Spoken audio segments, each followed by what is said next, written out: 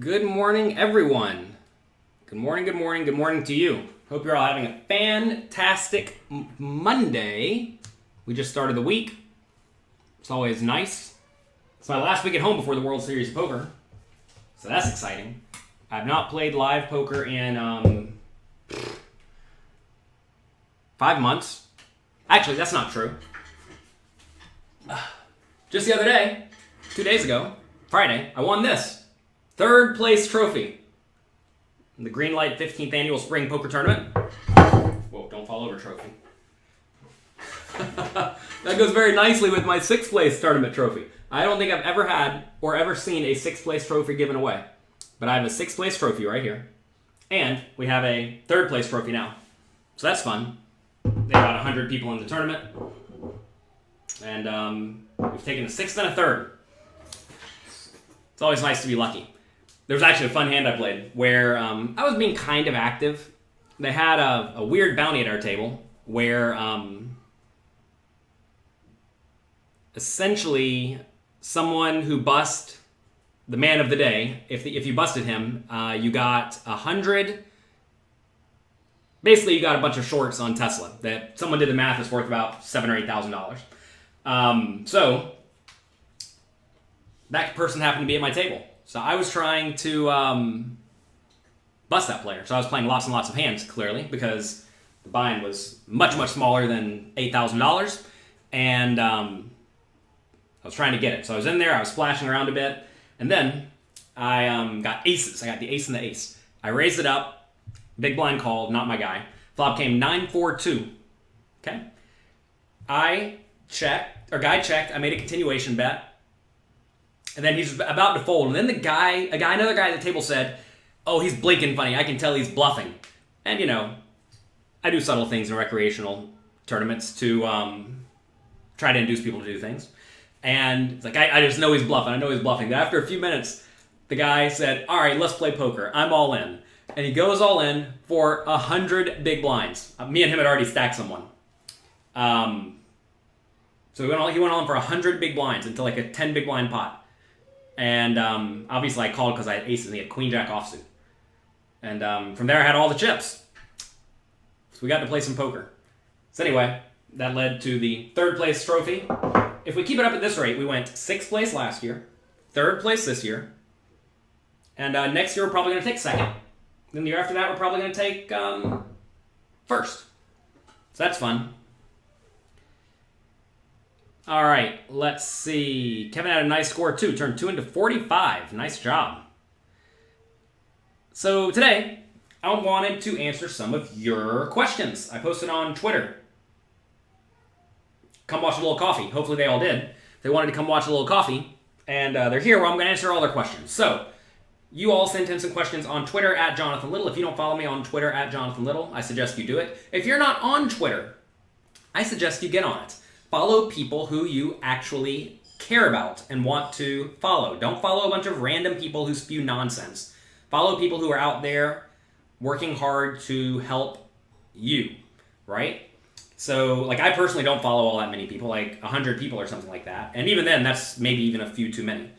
And because I don't want to hear nonsense. I'm not trying to be on social media to hear people complaining and bickering and fighting, right? Some people love drama. I want no drama. I do not want, really, look, if you're hearing and listening and observing lots of nonsense, that's what your life's going to be. Your life's going to be nonsense. And I don't want my life to be nonsense. I want my life to be good, solid, and productive. So, do not feel like you have to follow all the poker players or anything like that. Instead, follow people who you like, who you can learn from, who can help you better your life. And, of my poker people, of the people I follow on Twitter, probably only 20 of them or 30 of them are poker players. And so don't feel like you must follow people. That's ridiculous. Some people get offended if you do not follow them. Like, "Oh, why aren't you following me on social media?" It's because I don't really enjoy what you post on social media. You can, you like people as a person, but not follow them on social media. It's it's okay. I understand some people don't want to follow me. I post a lot of educational stuff, right? And some people don't care about that at all. They're there for the drama, and I give them none of that. All right, so let's answer the questions that you all sent in on Twitter. Can we discuss Game of Thrones? No Game of Thrones discussion. I am a season and a half behind. I thought I planned everything perfectly, but then I realized that whenever you have kids, You don't get to watch all the episodes as you would like to. I thought we were going to be done right at the finale time, but we're 15 episodes off, 15 hours behind. Bad planning by me. Instead of watching 2 episodes a night, we got in about 0.75 episodes a night, and that leads to you not being caught up on time. Andrea says, when do we show our whole cards? At the last possible minute. All right, let's see. YouTube just came up. Seems like everybody else is on YouTube. Spock dies at the end. Oh, no. All right, next. Big blind, ante, and structured tournaments are being adapted everywhere. Now, when are we actually short stacked? What changes and what adjustments can you make from the blinds and other positions? The answer is the game doesn't change at all. I made a video about this at jonathanlittlepoker.com/bigbblindante. Go watch this. Understand that it is completely irrelevant that one person now puts in the big blind for the most part. It only really matters when you're down to about 6 big blinds or fewer, because then if you put in the 1 ante, that's pretty rough. Like if you're putting in just one of your big blinds out of 6 dead, it's a big deal. If you're putting in 1 out of your 50, it's just irrelevant. So understand that that's the case. Oh, hi. It's okay. I'll talk to him for a minute. Whoa, you're going to break your fingers doing that. Here's Mr. James. Oh, don't show them. Don't show them. Don't show them. No pants, James. Why do you have no pants on? Huh? Why do you have no pants on? Yeah, you have no pants on because it's hot in here. It's hot, and our air conditioners make lots of racket. Let's see. Do you want to talk about anything? Yeah. What did you do this weekend? Huh? What did you do this weekend? Eat. You ate? We went to 3 parties. He had too much pizza and too much cake. Was it good? Huh? Mm-hmm. Did you enjoy it? Yeah. Do you want to go back and do it again this weekend? No. No, you'll have to do it with Mommy. You know where I'm going. I'm going to the World Series of Poker this weekend. No, my God. Oh, you're ready for Daddy to go? All right. All right, go hang out with Grandpa. I have to do the show. Would you like to talk to anyone? Yes. Tell them what's on your mind. Where are you going today? No, Little Maestros is on Friday. Today you're going to the gym class. Yes. Gym class. Yeah. You like going to the gym class? Mm-hmm. Are you happy today?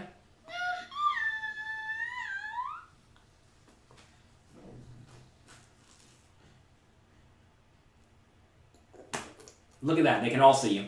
All right. You need to go. You need to go help Grandpa. Can you blow a kiss to everyone? Can you say good luck in your games? Good luck. How old are you? 2. You're 2. Go Maestros. You want to go to Little Maestros? No. That's on Friday. That's on Friday. Class? Yep. Gym class. All right. See you. Love you. Bye-bye. Bye. Ugh. Now let's try. Okay, you open it and shut it. You do that for me. Oh, it's heavy, right? It's a heavy door. Ooh. All right, bye. Love you. See you later. Bye-bye. Bye-bye. All right, go on. He's not going to go on. All right, let's see. You want me to talk more about Big Blind Ante? I already told you all. It doesn't matter. Big Blind Ante is irrelevant. Bye-bye. Big Blind Ante is irrelevant. What short stack strategies change? Nothing really. Okay, don't kick stuff over, please. Okay. Stop. Do you ever show them when you don't have to show your... Do you ever show your cards when you don't have to? Basically, no.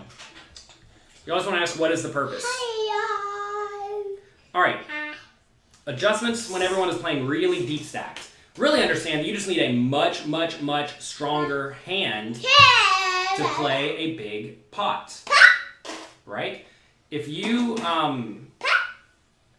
are sitting there and you are playing 20 big blinds deep or 50 big blinds deep, when you get pocket aces, you just know you're not folding. If instead you are playing 200 big blinds deep, very often you will end up folding. And you don't, or pot controlling, right? So you have to understand when a hand is strong enough to just get all of your money and when it's not. And that's a very important skill. So this is why you see a lot of cash game players doing pretty great early in tournaments, because some of them are rather cautious when all the money goes in, and some of them are They're a little bit too cautious late. You see some other cash games who are the players who are the opposite. They're too loose aggressive across the board, but in general, you need a much stronger hand. Also, you can apply a lot more pressure because you can check raise the flop. When you check raise the flop, it's like, oh my god, this guy might end up putting in 200 big blinds by the end of the hand.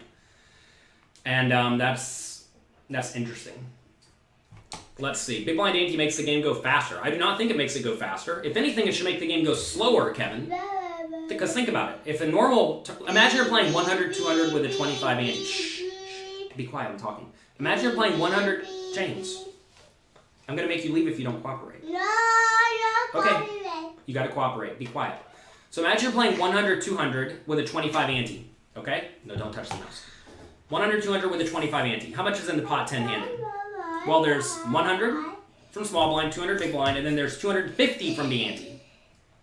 250 is more than 200, so the pot's actually bigger, 9 and 10-handed, with a regular ante for the most part. Especially if you're playing like, stop, you gotta stop touching stuff. Especially if you're playing like 150, 300 with a 50 ante, as a lot of places do, then there's 500 in the pot compared to 300. So, stop. You must relax. You must relax, please. You must relax. You can't touch the computer when I'm doing the stream. You might turn it off. That would be terrible. So anyway. Oh, you mean it makes it go faster because it's better for the dealer? Yeah. It doesn't make the actual tournament take longer time. Or maybe it does, actually. If you played more hands, I guess people do go broke faster, in theory. What happened on Friday? I posted on Twitter that I wouldn't be there. You have to follow me on Twitter. I already told everyone this. You must follow me on Twitter. I posted on Twitter that we were going to a carnival with Mr. James. Yeah. So that's why we weren't here. You must follow me on Twitter, @JonathanLittle, if you want to have any idea of when we're going to not be doing the show. Speaking of not doing the show, we're not going to do it on Monday, Wednesday, Friday next week, almost certainly, because I will be in Las Vegas. Any tips to reset your mental game? I mean, you just have to realize... Why are you having ridiculous thoughts? What's the purpose of having ridiculous thoughts? Right? If you're losing, don't think, oh, I'm losing, so now I should go all in with any two cards, right? You have to develop, any two cards. You have to learn how to play fundamentally sound. Shh. You gotta be quieter, okay? Hey, show everybody what you have. Show them. What is this? That's a bracelet. This is World Poker Tour bracelet. We don't have any World Series bracelets. Am I going to see Michael DeGrasse Tyson? Oh, or you're going to see. Am I a fan? I don't even know much about what you're talking about.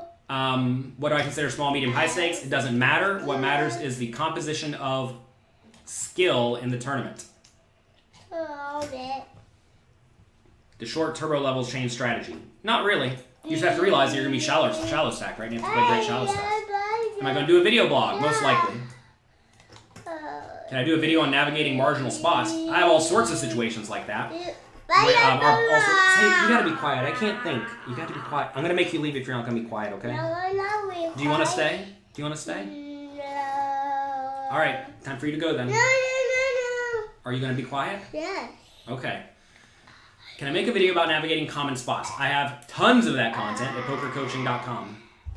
That's really all the whole site is. It's completely free to get a free trial, or to get a trial. Go through all the past homework challenges and you will see how to play your whole range, including your marginal spots. Hey, stop, please. Do I ever get on tilt with James? Very rarely. I mean, it's not tilt, it's more of just like annoyed, you know? Like, yeah, you see? Like right now he's being reasonable, but sometimes he really does go off. Alright. James loves any two cards, indeed.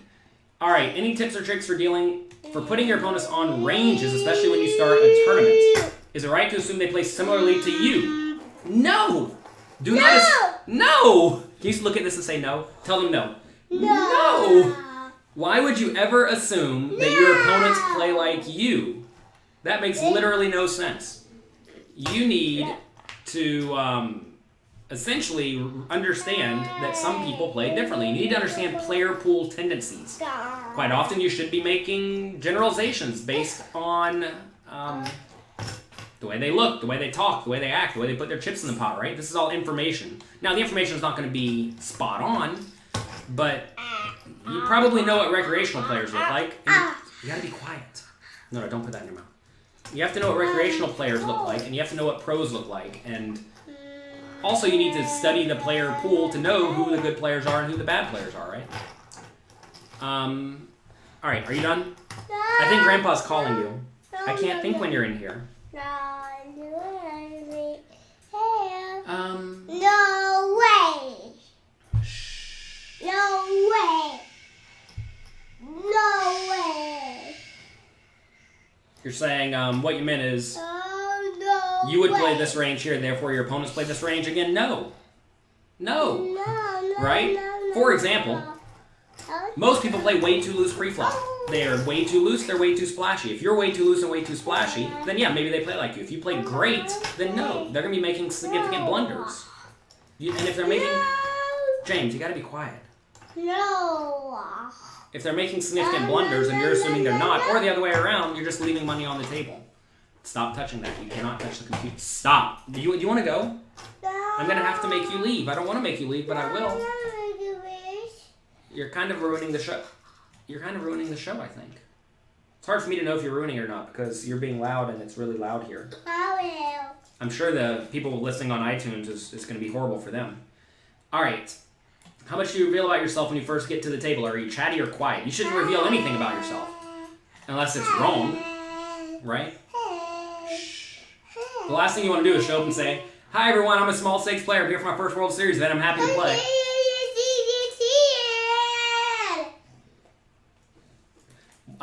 Someone did that to me one time in the Monster Stack event, the one time I played it, and they I had a bad straight flush draw. God, hey, be quiet. I had a bad straight flush draw at the beginning of the tournament. Alright, I'm gonna have to make you go. You're being too loud. It's time for you to go. It's time for you to go. You're talking too much. Come on. You're not letting me do my work. Alright, have fun. I love you. Can you say bye-bye? Bye. Bye-bye. Give James a beer. Yes. Oh. Alright, go out with Grandpa. Yep, it's time. I think Grandpa needs you. Go help him. Go on. Bye, I love you. See you. You gotta go. You gotta go. You're a good boy. I'll see you later. Bye-bye. 1 second. Bye-bye. Love you. James, you can't do it. Alright. Bye-bye. It was fun. He was very loud. You have to understand everything you do at the table conveys information. Very, very true. Going back to the Monster Stack or whatever tournament it was, I showed up. This guy just made it clear. It was this one tournament. This is his first World Series event. He's so excited. And on the first hand of the day, the board came like Ace-Jack 2 or Ace-Jack 4, and I had 5-3 of clubs for gut shot and flush draw. I check-raised him. He re-raised like a half his stack, and I went all in. And then he folded. And I think he had Ace-King or Ace-Jack, one of the two. I forget which one it was. But anyway, it was very, very clear that this guy is not going to have the story of, I went to Vegas and I busted out 4 hands into the day. He's just not going to do it. So he decided to find out where he stands by putting half his stack in and then folding, right? And well, I told him. What are your thoughts on misclick, on men check raises and large check raises? I mean, you do whatever makes logical sense, right? It depends on what your range is composed of and how many nut hands and non-nut hands you have in your range, Louis Philippe. Do you live in Vegas? No, I live in New York City. 70-70, 35 hijack. So super loose player opens. The hero calls small blind. We don't even know the stack sizes here. It comes Jack 8-5, hijack. Hero checks, hijack bets. Hero calls turn 7. Hero checks, hijack bets 600. Hero calls, river to 5. I don't even know what hand you have, Maduka. You got to write better hand histories. Go to jonathanlittlepoker.com/notes, and that will tell you how to write down the hand history. I can't tell you if you should get away from it or not if I don't even know what cards you have. If the guy has Queen Jack for top pair, if he has top, yes, you should probably find a way to fold hands worse than top pair when they go bet, bet, bet. Let's see. Do you have a video for profiling players quickly? I discussed it in my book, Jonathan Little on Live No Limit Cash Games, Volume 1. But use common sense. Common sense is very, very useful. Use common sense. Do you have any rate of return goals for the World Series? Absolutely not. I think ROI goals are ridiculous because you can't control them. All you can control is if you show up and play your best. You're gonna have a great summer sometimes. You're gonna have a miserable summer sometimes. There's literally nothing you can do about it. So the idea of I'm going to go and win 30% over 20 tournaments is asinine because you don't get to control anything. Also, you're playing 30 tournaments with 1,000 people each, or whatever it is, 20 tournaments with 1,000 people each. You're gonna lose like 50% almost every time. That is what you're going to have happen just because of the way variance works in tournaments over the short term, right? Especially when you're playing big field events because you just don't get a big score very often. So whenever I go to the World Series, I fully expect to be down half the time or more, maybe 70% of the time over 20 tournaments. Because that's just how it is. All right, let's see. Focus and concentration. You just have to pay attention and realize that playing poker is the most important thing for you at the moment, right? If you don't care about it, you're not going to be paying attention. If you think poker is boring, well, maybe it's not the game for you, right? If someone takes it up on the dealer, do you stand up for the dealer or do you not get involved? I don't think I've seen anyone be overly rude to a dealer in quite a long time. So it hasn't been an issue. But you can call the floor. Just call the floor. How many events am I playing this year? I don't know. Depends on how the tournaments work out. Ideally, not a whole lot, because if you're playing not a whole lot, it means you're making a lot of day fours. If you play a lot of tournaments in the World Series, it means you had a bad World Series. If you see anyone who plays like 60 tournaments, it means they got crushed. If you see anyone who plays like 20 tournaments and they're out there the whole summer, it means they won all the money. All right, let's see. At a table full of strangers, how quickly can you deduce the playing style of each? Probably within 2 orbits. Do you apply generic ranges early and refine them as you get more information? Yes. How much do you stereotype? A lot.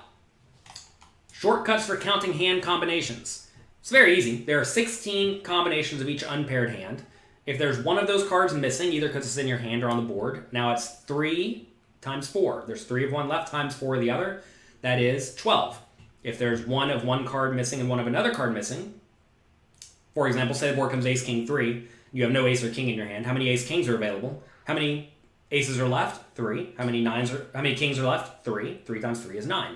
So you just multiply the numbers, right? Say the board comes 999. How many 9 sevens are available? Well, there's 1 9 left times the 4 sevens, right? How many 9 7 suiteds are left? Only 1, right? So it's just a math problem. As for pairs, it's 6 combinations if there are none on the board, 3 if there are 1 on the board, if there's 1 on the board, and 1 if there are 2 on the board. I did a little coffee on this not long ago, maybe 2 weeks ago. So check that out. Donk betting, using it as a tool and reacting to it. I mean, this is a big topic. I finished up my cash game masterclass last week, and I went through donk betting a decent amount, discussing how essentially I don't use it all that often because it's really, really hard to balance, which means you're essentially doing it as a really exploitative play. And very rarely do I think my opponents are just like so atrociously bad that they're going to fall for a very simple ploy, especially on the flop. So, yeah, I don't know. I don't do a whole lot of donk betting. Defending against it, just figure out what the opponents are doing, right? Most opponents do it with either a very good hand, in which case you just fold a lot or call your draws. They do it with marginal hands, in which case you either raise or fold a lot, depending on their strategy. If they're going to fold or call if you apply aggression.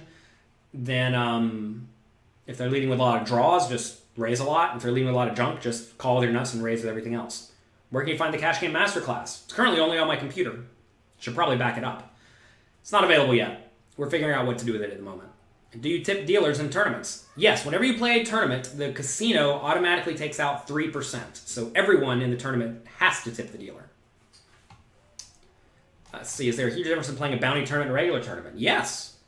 Depends on how much the bounty is, right? Because think about it, right? Say if you bust someone, you get a whole buy-in back. Obviously, there's a lot of merit in busting that player. The other day, in that tournament where I took 3rd place for my beautiful 3rd place trophy, if I busted one guy at my table, I got $8,000 on a relatively small buy-in tournament. So, yeah, we're trying to get that player. We played lots and lots of hands to the best of our ability. We didn't get him, But we tried, right? And that led to me playing more hands than normal. When a range flavors the out-of-position caller, is it okay to lead on a board like 8-7-6? Sure, as long as your range is balanced, assuming you care about balance. Again, I typically do care about balance a decent amount. Some people don't care about it at all. In tournaments, you should care about it less. And against players you're never going to see again, you should care about it less. That said, the problem is you need people to react to the donk bets exactly as you want them to react to the donk bets. And you just don't know how people are going to react to donk bets, right? Some people fold a lot, some people raise a lot, some people call a lot. We don't know. We're playing one time in this tournament. So for that reason, I typically just avoid it. Let's see. 1-2 game. Frequent raises to 15 and many limpers. Great. How should you look at your big blind per hour rate? It would seem like using 2 would be too small. I mean, I'm not sure. Oh, you're saying that it should be a quote-unquote a bigger game? No, just look at it in terms of big blinds. That's just a game where you should have a really high win rate, right? Because your opponents are terrible. If your opponents are terrible, then you'll have a very high win rate. Of my training material, what would you recommend for someone preparing to go play tournaments, whether they're low buy-in or high buy-in? PokerCoaching.com. I made the site there with tons of homework challenges. Many of you do not utilize the homework challenges, and there's tons of information there. If you can go through all the homework challenges and understand them, you're going to be better than almost everyone you encounter because you're going to know how to play every single part of your range in every common spot. So do that. And it's completely free to sign up for a trial. So go try it for a week and then cancel. I will not be offended. Do we tip the dealer every time I win a pot? I do because I'm playing higher stakes games. If you're playing 1-2, you should probably not unless you don't like your own money.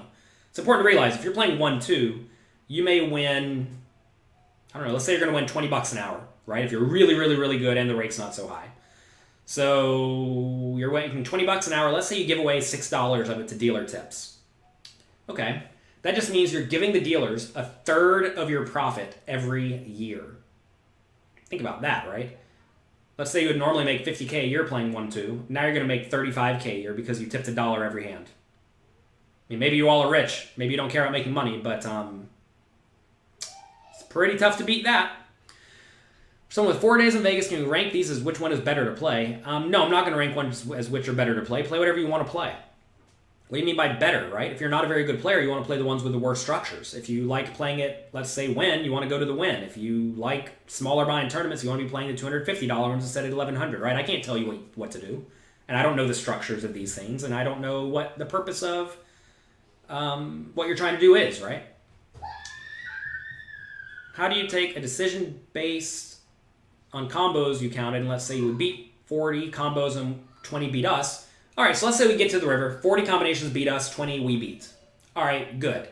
What are our pot odds? Well, if we're getting 2-1, it's a break-even decision, right? We need to win 33% of the time, and we are, because 20 divided by a total of 60 that our opponents have is 33. So we're going to win 33% of the time. If our opponent instead bets half pot on the river, we have an easy call. If they bet 2 times pot on the river, it's an easy fold. The Nomad, who used to be dealer, said, in small stakes, there's no need to tip chop pots or small pots in your opinion. Yep. Is this masterclass open to the public? I just finished it 3 days ago. Be patient, everyone. You all may not know this, but I don't finish a product that took me a week to make, or longer, and then click, okay, send it out immediately, send it out immediately. No, we have to make sure everything's right. We have to make sure I didn't say anything ridiculous. We have to get it some sort of promotion ready. So be patient. This is going to take a while, too, because we're going to... Well, we'll figure it out. We're going to figure out exactly what we're going to do.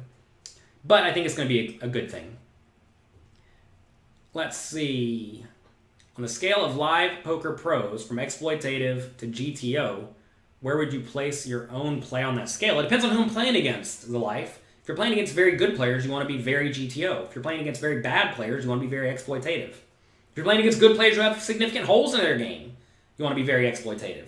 So the idea of I'm exploitative or I'm GTO is ridiculous, in my opinion. You need to know how to play well, and you also need to know how to play fundamentally sound, and you also need to know how to exploit your opponents. That's what good poker is. If you go and play a tournament or a cash game or whatever and think that you're going to play some GTO strategy like a robot and crush everyone, you're fooling yourselves. That's not what winning at poker is. You need to maximally exploit the things your opponents do wrong that you can take advantage of. Let's see. If you win a $20 cash pot, then you tip $1. Okay, so that means that, well, what you want to ask is how often do you win a $20 cash pot? 5 big blinds a person at 1-2, right? So how often do you win a raise plus a continuation bet? I don't know, 3 times per hour. So you're giving away $3 per hour. Let's say you make $20 per hour. It means you're giving away 1/6 of your income from poker. Tough to not be super excited about the masterclass. My content has all been phenomenal so far. Well, thank you. We've been here for a long time, and we try to do good work. If I didn't do good work, I would probably not still be here. Do you tend to be a perfectionist concerning your books? No. You don't get 14 books by being a perfectionist. You get 14 books by putting out a very, very solid product, but not being a perfectionist. And the reason is because if you're a perfectionist, it'll never get done. In working on my book, Excelling at No Limit Hold'em, there were 3 authors who were hardcore perfectionists. Hardcore perfectionists. One of them, I had to go to their house every day and help them write. I did it every day for a week. We wrote 5 pages a day. It was tedious. But I didn't mind it. I'm happy to help. And I knew what I was signing up for. But you're certainly not going to write, how many pages is that? 2,000 pages? You're not going to write 2,000 pages by ensuring everything is 100% perfect. That said, every time I do write a book, I send it out to 5 or 6 of my students who are also really, really good at English. Some of them are English professors. Some of them are lawyers. Both those people seem to know how to read pretty well. And they usually come back, or they do come back to me with lots and lots of great edits. I go through the edits. I do it over and over again. And that doesn't take too long. Because I'm not doing the work, right? I'm just going through the edits. And turns out their edits are all mostly great. But yeah, you want to do the best you can. And I think I do a pretty good job. But I definitely don't make 50 drafts of it, right? And fortunately, people are willing to help me. So you're going to find that if you are helpful to people and useful to people, they are going to be happy to help you out. And fortunately, a good team has fallen right in my lap. Do we have any openings in my team? What are you going to do? Tell me what you want to do. Is Ed Miller one of my authors? It's not one of my authors. I don't have any authors. I did work with him in Excelling at No Limit Hold'em, though. He is very happy to play well with others also.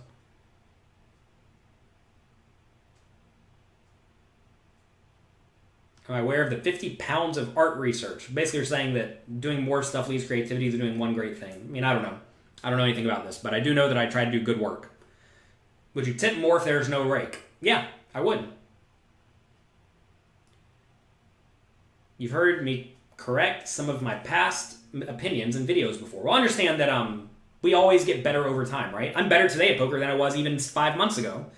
And I haven't played much poker since then because I've studied a lot, right? As you study, as you get better, you realize some things you were doing in the past don't necessarily make sense. In my first poker tournament book, I went back over it recently, and pretty much everything is spot on, but there wasn't good, solid reasoning. There wasn't a good, solid framework, which will lead you not playing amazingly well all the time. So, you learn and you improve, and you learn and you improve, and that's all you can do. And some stuff you did in the past may just straight up be wrong, right? And it's important to understand that you are going to be wrong, and you must admit mistakes, and you must iterate, and you must change, and you must learn. And if you just think that you're great at poker, and you never learn, and you never improve, and you never try to improve because you think you're great, now you're just leaving a ton of money on the table, right? Who is Secrets of Professional Tournament Poker geared towards? Small and medium stakes poker players. Let's see. You discuss the preponderance of non-Asian poker players marrying Asian women. Well, I think most people are not racist. I mean, some people are racist. Certainly some are. But I think that you typically date the people you're around, right? And I think you will often see that there is a decent, I don't know if Asian is the PC term. There's a decent Asian culture in the gambling world. I know that, for example, they would, one of my best friends growing up was from China, and they would go to church and they would gamble on Chinese poker at church. And Chinese New Year, they were going off, right? There's a park here in New York City where it's a bunch of people playing Chinese poker all day. It's amazing. And that's just part of the culture, right? So inevitably, there's a larger proportion of that culture in the poker world than other cultures. And people date people who they are around, assuming they don't have any mindset issues, right? So that's probably why you see this. But people like who they like. What a touchy topic, huh? Let's see. You're having a hard time lately dealing with sheer stupidity. You do everything right and play very good. With the monsters you bet accordingly, you always run into a lucky donk. You 4-bet your aces deep in a tournament, you're always running into suckouts when pocket threes shove, and of course I always call and they catch. All previous hands you usually get shown either at showdown or flip them. Just can't believe how many stupid people there are playing. I usually take out most players in the tournament I play, but I'm always getting sucked out on by inferior hands. Variance is a female dog. You know, pocket kings versus king 4. All right. Whoever wrote this has a very, very poor mindset. First things first, you are going to get unlucky sometimes. That's part of life. I was listening to someone who was a representative for a poker site the other day saying that they had a bad run for 2 months and they're considering quitting the game. It's like, what are you talking about? What kind of fish quits the game after 2 months? You know, I mean, you have to have a horrible mindset issue to not understand typical variance in tournaments.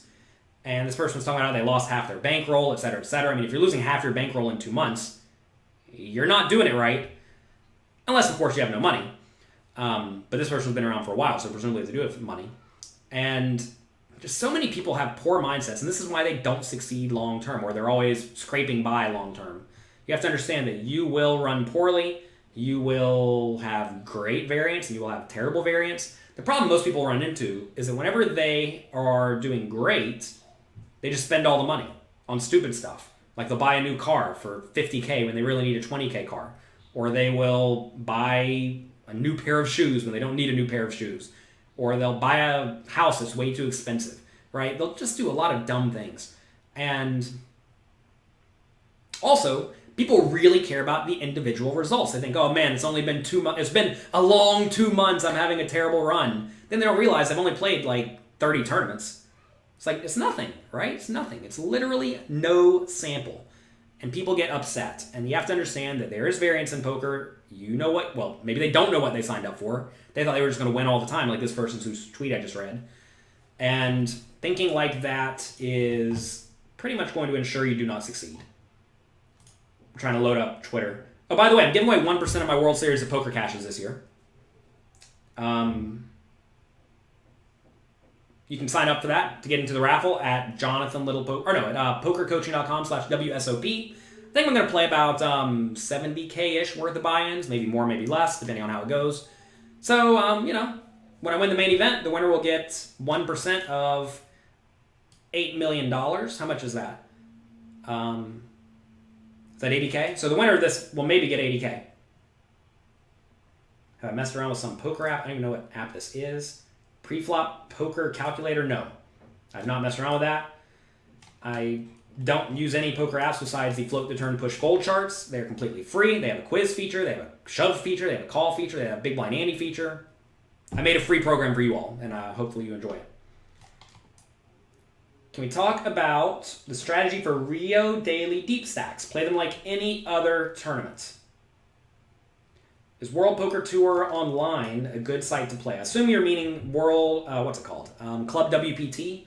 And it's better than complete play money, but you have to realize anytime you're playing for play money or effective play money, and World Series of Poker or WorldPokerTour.com or Zynga or any of these like this, whether you're buying in for cash or not, they're basically play money unless you're playing for actual prizes. And even then, you have to understand if there's one $3,500 prize and nothing else for everyone else on the site that month. I don't know how they do it, but imagine that's the case. You're basically playing for play money. And I would much rather tell you to play for real money. You can play for real money on some of the American sites. I have a video, jonathanlowpoker.com/USA, where I talk about the American sites. Most of them aren't great, but they are great for putting $50 in and getting some experience. And then you actually are playing against players who are playing for real. So that'd be my recommendation. I want you to play as close to real money poker as you possibly can. In a difficult spot, can you explain your thought process? What is the opponent's range? How does my range compare to it? What are my odds? Etc., etc. Let's see. You need a pair of new Gucci loafers. Or you need a new pair of Gucci loafers off of your 5-5 PLO game. Yeah, good luck. That's exactly what some people do. That is literally exactly what people do. Let's see. Your plan is to run hot in the few tournaments you're playing. Is that the right approach? Sure. It's always nice to hope to get lucky, but you're going to find hope doesn't really help. So that's all the questions from Twitter that got posted this morning. I have a webinar starting soon for the Inner Circle members. That starts in 20 minutes. I should probably get ready for that. I don't even know what I'm presenting on today. I think it's on picking up pots that don't belong to you. Is Mike Madison going to sign up for pokercoaching.com? I don't know. Probably. Oh, tea today. Yes, we have tea today. Y'all may not know this, but the World Series of Poker starts next week for me, which means no coffee. Here we're having, this is some kind of herbal tea. Earth laughs in flowers, says Ralph Waldo Emerson. If you truly love nature, you will find beauty everywhere, says Vincent van Gogh. How nice. Anyway. Yes, we're having no caffeine for a week. Getting off caffeine for a week will make the caffeine way more potent whenever you get back on it. And it's very important to make sure you have some sort of... I say it's very important. It's important for me to make sure you have some sort of stimulants available that actually are not detrimental to your health and also useful. So, at the World Series of Poker, we may get tired and we may need coffee. And if it's not potent, then what's the point, right? How do you stay fully energized? Get off of the caffeine. Eat right, eat amazingly well, and don't wear yourself out. Have you ever thought about getting one of those trailers? No, I'm not going to get a trailer.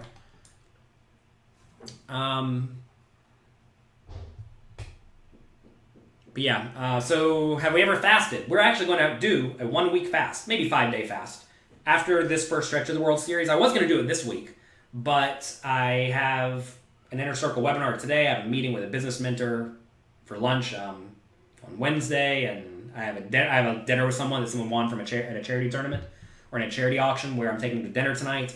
So I have a lot of things that require a little bit of thought. Also, I wanted to put in a good week of studying this week in my free time. I have 2 coaching sessions this week that I know of. So I need to be with it. So we're not going to do the fast this time, but we will do it when we come back from the World Series. We'll have vegetable broth. I've been skipping lunch for the last, 2 weeks. Maybe skipping lunch about 70% of the time. And having vegetable broth instead, and that's going fine. But yeah. You're doing your first 24-hour water fast today. I mean, I don't think 24 hours is all that hard. I mean, I really only... so I'll tell you what I do. Every morning I wake up, I have a big green smoothie, which is water, spinach, kale, parsley, blueberries, carrots, chia seeds, which has probably like 200 calories in it. So that's my breakfast. We've then been having vegetable broth at lunch, and then we'll have normal person dinner. And that works fine for me. It's kind of like doing the intermittent fasting, except for have a little bit of calories here and there. And they're all just like very, very clean calories. So... seems reasonable. Maybe it is, maybe it's not. I don't know. It doesn't really matter. Do whatever makes you happy. Andrea says, you love my story on getting fit and losing weight. Well, thank you. You all can find that at jonathanlittlepoker.com/howilost40pounds, I think. You fasted 36 hours once, and you were miserable. It's important to understand, why do you care about how your body feels? If you're hungry, does it really matter? I think, well, first off, a lot of people eat purely for pleasure. I still will eat purely for pleasure. I love delicious food. But if you just start, skipping meals, you'll be fine. Just realize you don't need it, right? A lot of people get conditioned to think that they need stuff in their life. For example, I wake up and I have my cup of coffee every morning. Why? Maybe because I think I need it subconsciously. Maybe I enjoy it, and there's nothing wrong with doing things that you enjoy. That said, I don't know. Do whatever makes you happy. And if you want to get in better shape, get in better shape. If you don't care about your health, just don't worry about it, right? I would suggest you try to get in good shape to the best of your ability, but if it's driving you nuts and giving you all sorts of mental issues, then some things just aren't all that important. How long do the inner circles usually last? About 3.5 or 4 hours. What do we think of Chris's final move on Survivor this year? I thought that was an A+ decision because whenever I was actually talking to my wife about this, I was saying that I don't think anyone who was coming from that person's situation, whenever they got brought back in, had even the least potential to win unless they did absolutely insane things. And he didn't. Played A+ the whole time. He made something big happen every single time. And that's why I won. That's why I won by a landslide. And it was kind of cool at the end because whenever he did the last move, I'm trying not to spoil it for people. Whenever he did the last move, he's like 50-50 to win the game, right? And if he knows how to do the thing he did, then he's probably more like 70% to win the game or 90% to win the game immediately. And if you know you're 90% to win the game, if you make this play and you're not 90% to win the game, if you don't make this play, take the 90%, right? Genius. Let's see. I think that's all we have for today. I have to go get prepared. So yeah, that's it. We answered all your questions. Hope you all had a great day. I will be back on Wednesday and probably Friday this week. I have a concert I'm going to on Thursday. Oops. Sorry, Instagram. Alarm's going off. We have to go get ready. So there's a chance I'm out too late on Thursday. It may not be here on Friday, but I'll probably be here on Friday. I don't know why I wouldn't be. You have to be responsible for all of you. It's very beneficial in my life to know that I'm doing things beyond myself, right? I mean, whenever you have children, I think a lot of people experience this, where they're taking care of not just themselves, but also their children. But I'm not going to say I view you as my children, but I view you as my students, and I want to do my best to help all of you. And if I stay out too late and can't wake up in the morning because I'm too tired, that's just silly, right? I don't need that in my life. And I'm happy to help all of you. And you all help me help all of you. What concert am I singing? It's called The Warrior from Mars. One of my friends is in the band. The guy who was the bounty in that tournament the other day, actually. And I'm gonna go see I'm gonna go support him, and it's also a thing for charity where you donate money to go to it. So it's fun. The Nomad says you're off caffeine for 2 weeks now. You're feeling amazing. Good. All right, that's gonna be it. Have a great day. Enjoy yourselves. Good luck. Have fun. Be nice to someone. And try to better the world. Bye-bye.